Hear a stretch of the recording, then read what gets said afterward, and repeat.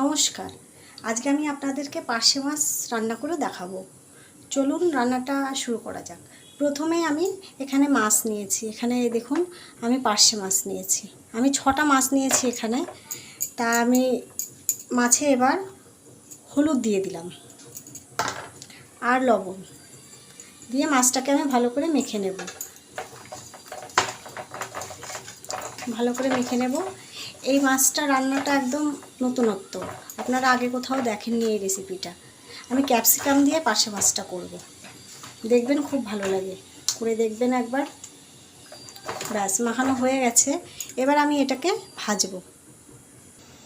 তার জন্য কড়াইতে তেল দিলাম।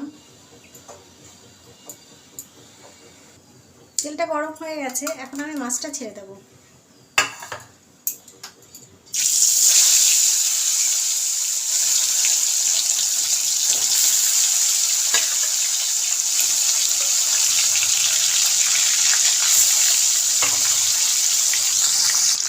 এবার মাছটা আমি একটু উল্টে দেবো, এক সাইড উল্টে দিই। খুব আস্তে উল্টাতে হবে, কারণ পার্শে মাছ ভীষণ নরম হয়।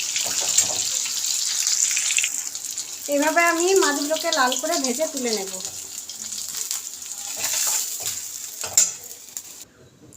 এর মধ্যে আমি আর একটু তেল দেব। ব্যাস, দিয়ে দিলাম তেলে একটা তেজপাতা, একটু কালো জিরে। এবারে এটা একটু ভেজে নেব।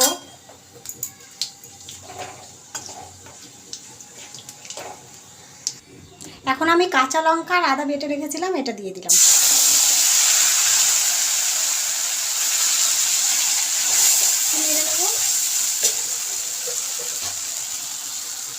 হলুদ দিয়ে দেব। এবার একটু কষিয়ে নেব, ভালো করে কষাতে হবে।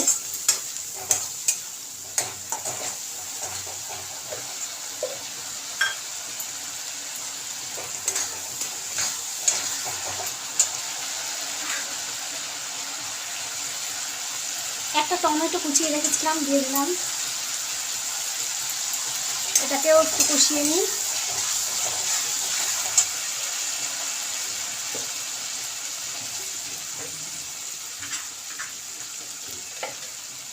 এবার দিয়ে দেব জিরে গুঁড়ো, 1/2 চামচ মতো জিরে গুঁড়ো। এবার ভালো করে কষিয়ে নেব। পরিমাণ মতো লবণ দিয়ে দিলাম। এবার মশলাটাকে খুব ভালো করে কষিয়ে নিতে হবে।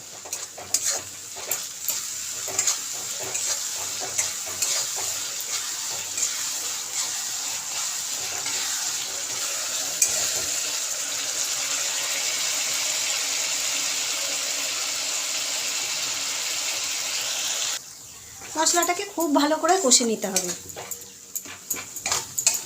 মশলাটা কষার উপরেই রান্নাটা ভালো হয়। যত ভালো করে কষে নেবেন তত রান্নাটা ভালো হবে। আর মশলা কষানোর সময় আঁচটা মাঝারি রাখবেন।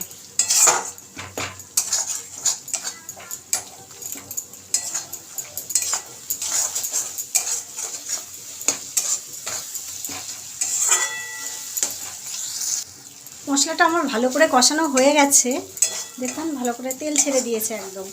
এবার আমি সর্ষে আর পোস্ত বাটা আছে, এটা 1 চামচ সর্ষে 1 চামচ পোস্ত, এটা আমি দিয়ে দিলাম।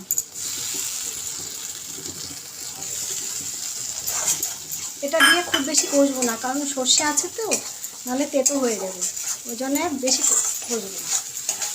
এখন এর মধ্যে আমি অল্প একটু ক্যাপসিকাম এরকম লম্বা লম্বা করে কেটে রেখেছিলাম, দিয়ে দিলাম।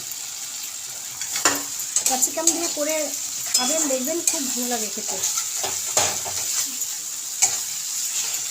এখন এর মধ্যে আমি জল ঢেলে দেবো। আমি এখানে গরম জল নিয়েছি, গরম জল দিয়ে দিলাম।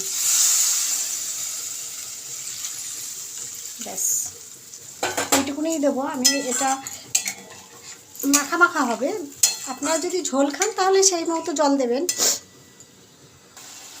এখন আমি মাছগুলো দিয়ে দেবো। এইভাবে একটা একটা করে দিয়ে দেবো মাছগুলো।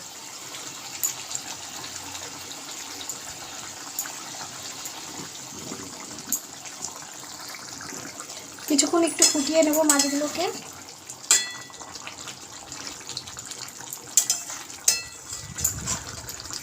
একটু লবণটাও টেস্ট করে নেবো আমি, দেখি লবণটা ঠিক আছে কিনা। হ্যাঁ, লবণ ঠিক আছে, আর লাগবে না।